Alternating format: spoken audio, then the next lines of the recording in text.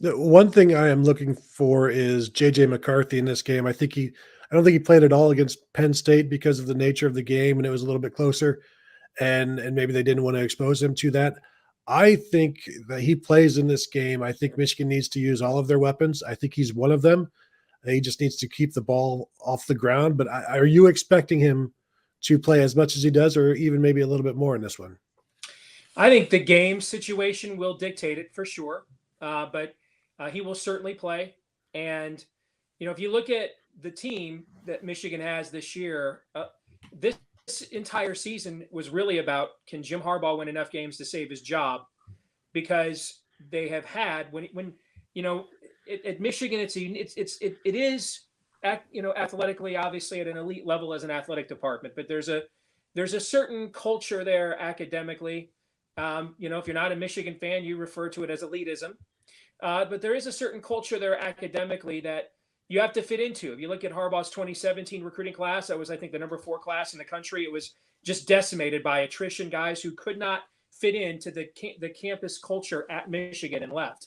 These last 2 classes, 2019 and 2020, have been the best combination. And this is, what Harbaugh had to do at Stanford.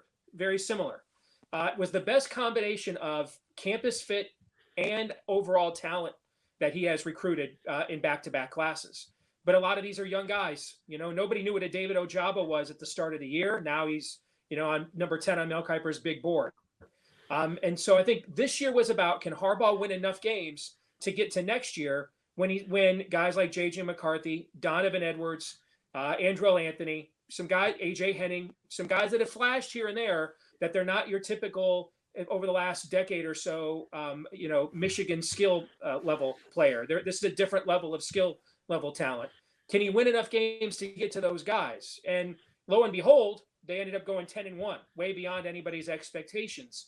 And I think you saw last week, there was a key moment in the Maryland game when JJ comes in. First of all, Harbaugh was very angry at Cade McNamara.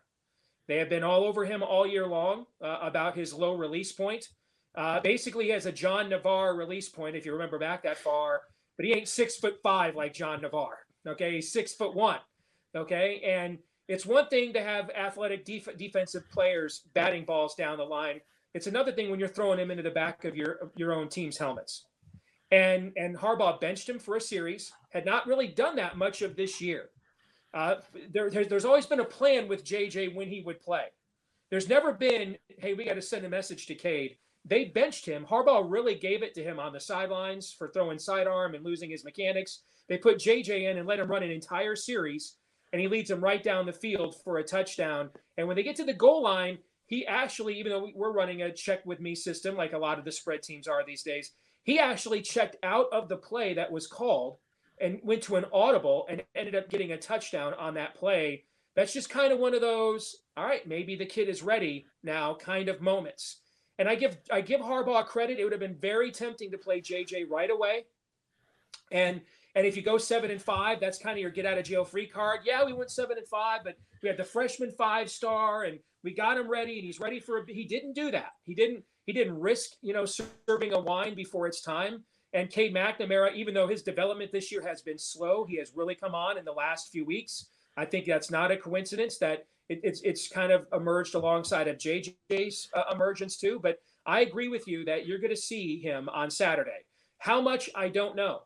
And one of the things we've seen in the history of this series is, outlier performances. And from a Michigan perspective, you go back to Timbiaka Batuka, the Saturday of Thanksgiving weekend in 1995. Michigan did not have a game plan of, let's see if we can run for 300 yards with one guy. It just happens, okay? And so I think if Michigan is able to do at the line of scrimmage what it wants to do, you may see less of JJ. But I definitely think he is going to be a significant X factor in the game plan one way or the other. Does he have to start next year? I think that, if you look, so we don't know what the schedule for next year is yet because the Big Ten is still reshuffling the conference schedule from COVID. So we've got right now a list that we're playing at Michigan State again next year. That's not true. They haven't changed that yet. What we do know is this, though, that 3 of our first 4 games, depending on what the Big Ten decides to do week 1 with the conference schedule like they did this year, if they want to do that again, we weren't included in that. Maybe we will be next year. But our non-conference games, guys, is a scrubathon. Okay, I mean it's like UConn and I mean a couple. It's just a scrubathon.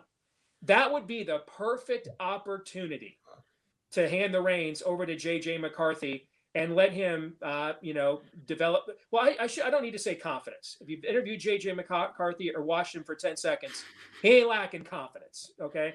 But to get him sort of acclimated to being the face of the franchise, so to speak.